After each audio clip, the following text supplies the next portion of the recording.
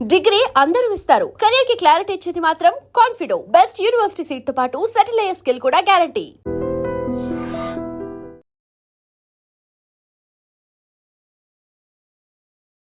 నమస్తే. చిత్ర పరిశ్రమలో తీవ్ర విషాదం నెలకొంది. డైరెక్టర్ భారతీరాజా కన్నుమూశారు. కథల వెనుక పరిగెత్తడం కాదు, మన చుట్టూ ఉన్న మనుషుల జీవితాలని కథలుగా మార్చొచ్చని ఇండస్ట్రీకి నేర్పిన ఒక రూల్ బ్రేకర్ ప్రయాణం ఆగిపోయింది. ఒక తరాన్ని తన మేకింగ్తో ఇన్స్పైర్ చేసి ఇండియన్ సినిమా హిస్టరీలోనే ఒక చెరుపలేని అధ్యాయాన్ని లిఖించిన లెజెండ్ భారతీరాజా గారు కన్నుమూశారు. ఇండియన్ సినిమా హిస్టరీలోని పల్లెటూరు కథలకి ఒక బ్రాండ్ ఇమేజ్ తీసుకొచ్చిన లెజెండరీ డైరెక్టర్ పద్మశ్రీ భారతీరాజా గారు ఈరోజు మనల్ని విడిచి అనంతలోకాలకి వెళ్ళిపోయారు. ఆయన వయస్సు 84 సంవత్సరాలు. గత కొంతకాలంగా అనారోగ్యంతో బాధపడుతున్న ఆయన చెన్నైలో ఈరోజు తుది శ్వాస విడిచారు. సినిమా ఇండస్ట్రీలో ఒక సువర్ణ అధ్యాయం ముగిసింది. ఈ వార్త తెలిసిన వెంటనే తమిళ, తెలుగు ఇండస్ట్రీకి సంబంధించిన చాలా మంది తీవ్ర దిగ్భ్రాంతిని వ్యక్తం చేశారు. అందరికీ నమస్కారం అండి. యాక్చువల్లీ మా గురుగారు ఇవాళ చనిపోయారన్న విషయం తెలియగానే అసలు ఏం చేయాలని తెలియలేదు. మేమిద్దరం వచ్చి ఇక్కడ జాతిరత్నాలు, కుక్ విత్ జాతిరత్నాలు షూటింగ్లో ఉండిపోయాము. లేకపోతే వెళ్ళుండేవాళ్ళం. కానీ ఇంతమంది ఇక్కడ స్టాఫ్ని వదిలేసి వాళ్ళ షూటింగ్ని అది చేయడానికి నాకు చాలా బాధకరంగా ఉంది.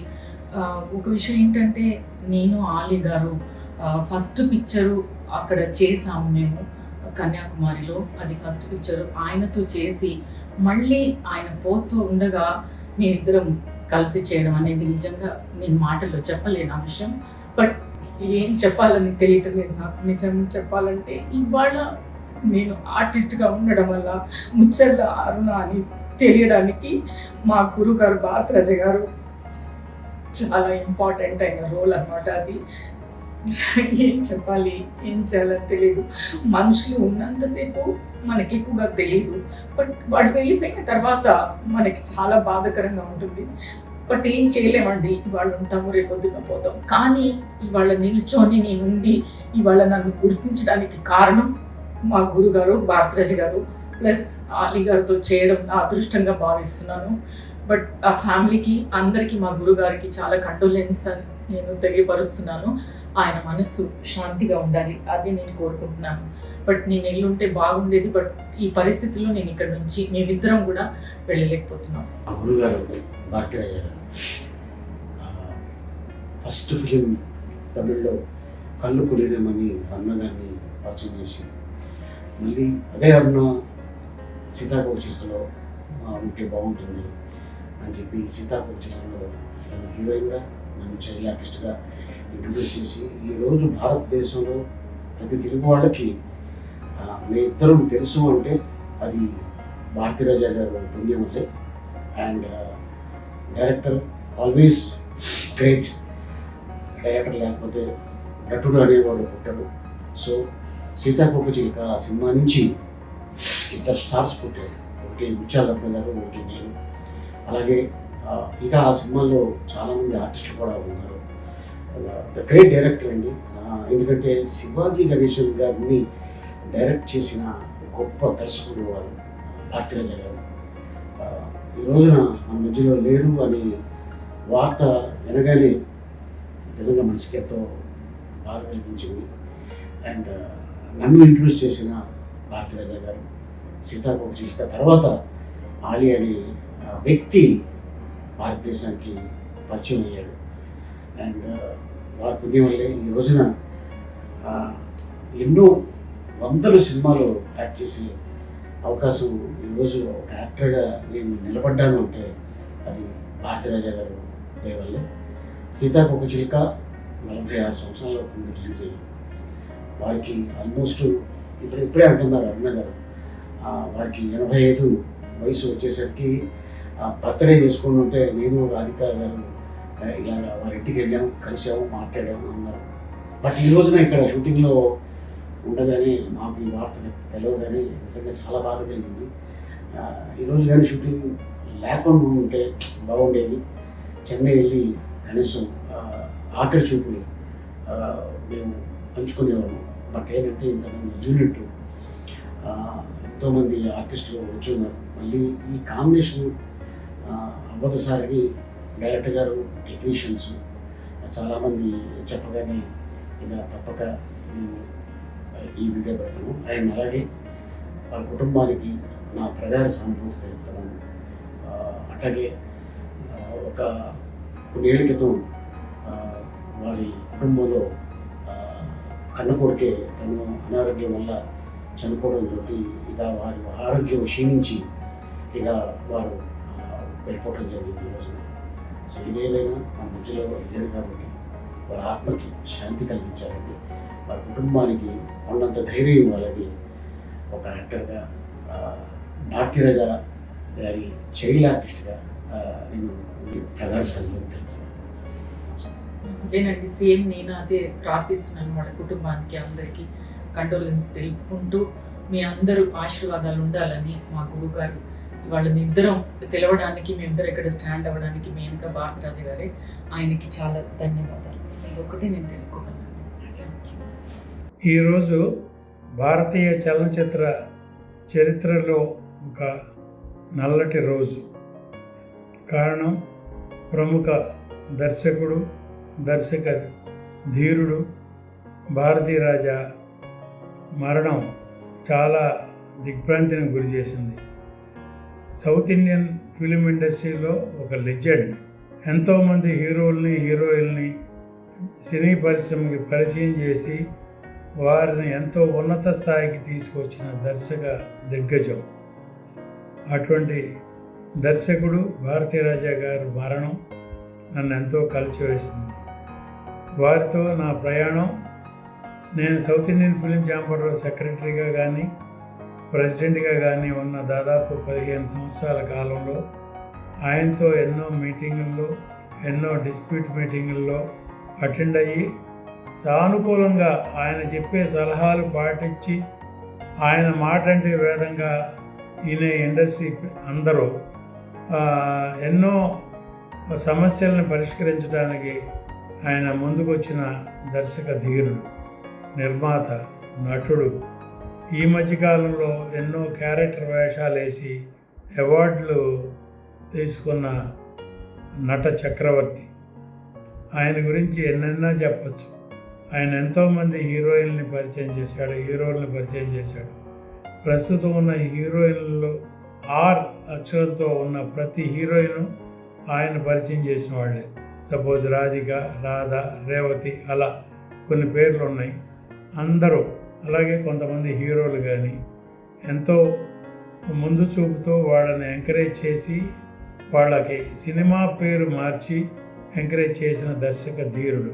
ఈ మధ్యకాలంలో అంటే దాదాపు 2 సంవత్సరాల కిందట వారి కుమారుడు మనోజ్ అకాల మరణం చెందటం కుటుంబంలో ఒక తీరని లోటు, ఆయనకి ఎంతో ఆవేదన గురి చేసిన విషయం.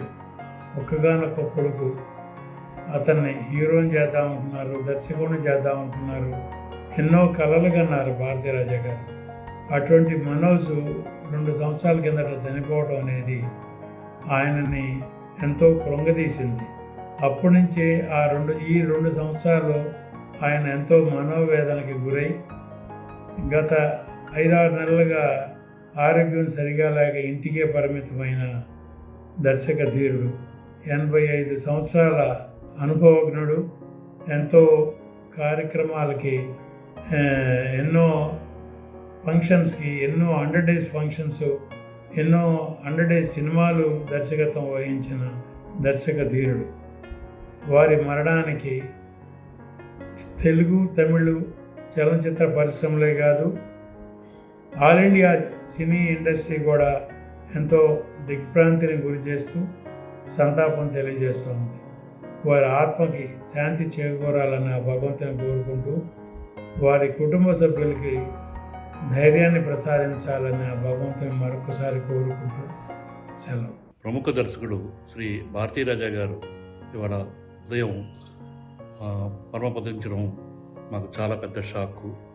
ఎందుకంటే మా పూర్ణోదయ సంస్థకి ఎనలేని కీర్తిని ఆర్జించి పెట్టిన సీతాకోకచిలక అనే దృశ్య కావ్య అని ఆయన దర్శకత్వంలో మేము నిర్మించడం జరిగింది.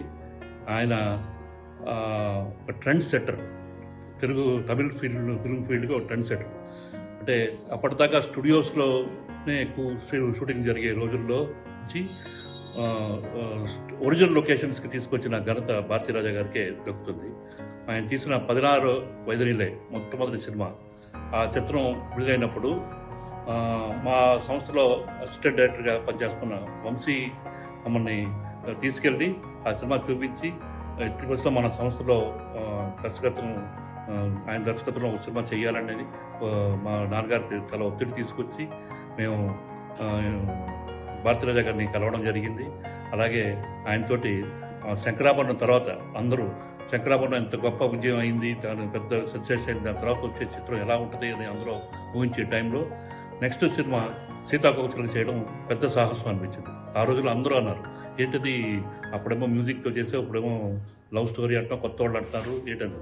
ఆయన ఒక నాన్నగారు భారతీరాజా గారి మీద ఉన్న నమ్మకంతో అప్పట్లో ఆయన అలైగళ్ళ ఓయి విధులైన సినిమాని డబుల్ లాంగ్వేజ్ చేద్దాం, తెలుగులో మీరు చేయండి, తమిళ్లో నేను ఇళయరాజా గారు చేస్తున్నాం, తెలుగు వర్షన్ మీరు చేయండి అంటే ఇది సైమల్టేనియస్ ప్రొడక్షన్, రీమేక్ కాదండి. ఇది చేస్తే తమిళ్లోనూ ఘన విజయం సాధించింది, తెలుగులోనూ అలాగే భారతీరాజా గారిలో ఉన్న గొప్ప విశేషం ఏంటంటే కథ విషయంలో నాన్నగారు కొన్ని ఏమైనా సజెషన్స్ ఏమైనా ఇచ్చినా కూడా అది ఆలోచించి నిజంగా బాగుంటే అది అలాగే ఆయన తీసుకోవడం, అది తెరకెక్కించడం జరిగేది.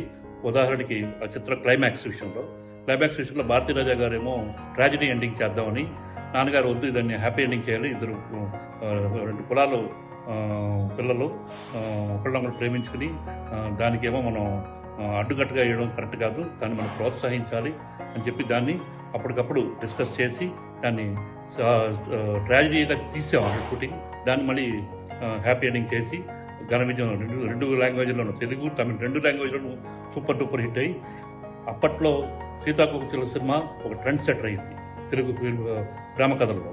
చాలామంది దర్శకులు ఇప్పటికీ ఆ చిత్రం ఒక ఇన్స్పిరేషన్ తోటనే మేము లవ్ స్టోరీస్ చేసామని చెప్పుకునే సందర్భాలు ఎన్నో ఉన్నాయి. అదేలాగా ఆ చిత్రానికి నేషనల్ అవార్డు, ఉత్తమ తెలుగు చిత్రం నేషనల్ అవార్డు వచ్చింది. అలాగే ఆంధ్రప్రదేశ్ నంది అవార్డ్స్లో చాలా నందులు, అలాగే ఉత్తమ దర్శకుడిగా, అలాగే సితారా అవార్డ్స్, అలాగే ఇంకా ఎన్నో సంస్థలు అవార్డ్స్ వచ్చినాయి. అలాగే రష్యన్ భాషలోకి డబ్ చేయబడింది ఈ సినిమా సీతాకోకచిలుక. అలాగే చాలా పెద్ద సెన్సేషన్. మా పూర్ణోదయ లిస్టు ఆఫ్ జెమ్స్లో సీతాకోకచిలుక కూడా ఈక్వల్ ప్లేస్లో చోటు చేసుకుంది. అంతటి గొప్ప చిత్రాన్ని మాకు అందించిన భారతీరాజా గారు ఇవాళ లేకపోవడం చాలా ఇది పరమపదించడం. ఆయనకి మనశ్శాంతి, వాళ్ళ కుటుంబంలో అందరూ ధైర్యం కలిగించాలని, అలాగే ఆయన ఆత్మకు శాంతి కలగాలని ఆ భగవంతుని కోరుకుంటున్నాను. ఇక హైదరాబాద్ నుంచి సినీ రంగానికి చెందిన పలువురు ఆయన పార్థివ దేహాన్ని చూడటం కోసం ఉరుకులు పరుగులుగా బయలుదేరారు.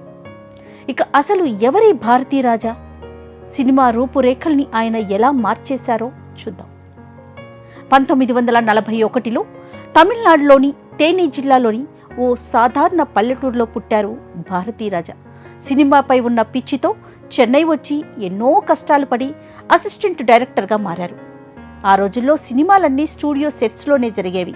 కానీ 1977లో భారతీరాజా గారు డైరెక్ట్ చేసిన మొదటి సినిమా 16వ యతినిలే, తెలుగులో 16 ఏళ్ల వయసు, ఒక మంచి సంచలనం సృష్టించింది. కెమెరాని స్టూడియోని దాటించి నిజమైన పల్లెటూరికి తీసుకెళ్లిన మొదటి దర్శకుడు ఆయనే. ఈ ఒక్క సినిమాతో కమల్ హాసన్, శ్రీదేవి, రజనీకాంత్ల కెరీర్ మారిపోయింది. అలానే భారతీరాజా గారు తమిళంలో శివాజీ గణేశన్, రాధలతో తీసిన క్లాసిక్ సినిమా ముదల్ మర్యాదై, ఇదే సినిమాని తెలుగులో మెగాస్టార్ చిరంజీవి, సుహాసిని జంటగా ఆరాధన పేరుతో రీమేక్ చేశారు. ఇందులో చిరంజీవి గారి నటనకు, ఇళయరాజా గారి పాటలకు ఇప్పటికీ సపరేట్ ఫ్యాన్ బేస్ ఉంది. ఎర్రగులాబీలు సినిమా లవర్స్ ఈ పేరు వింటేనే ఒక రకమైన అనుభూతి వస్తుంది. అప్పట్లోనే కమల్ హాసన్తో ఆయన తీసిన ఆ కల్ట్ సైకో థ్రిల్లర్ ఒక సెన్సేషన్.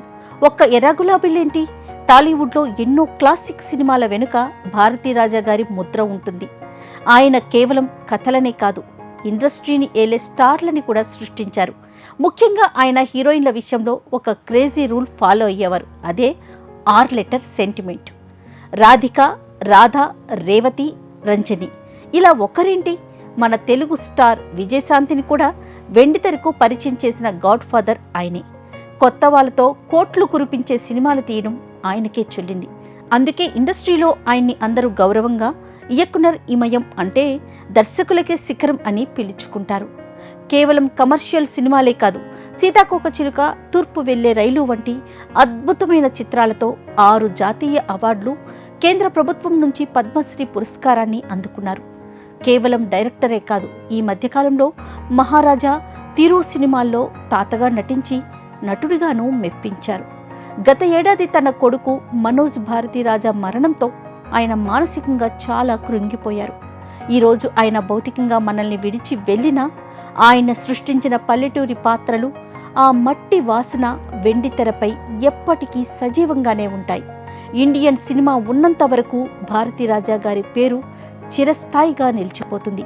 ఆ దర్శక శిఖరానికి మా ఛానల్ తరపున, ప్రేక్షకుల తరపున అశ్రునయనాల నివాళులు. రెస్ట్ ఇన్ పీస్ భారతీరాజా గారు.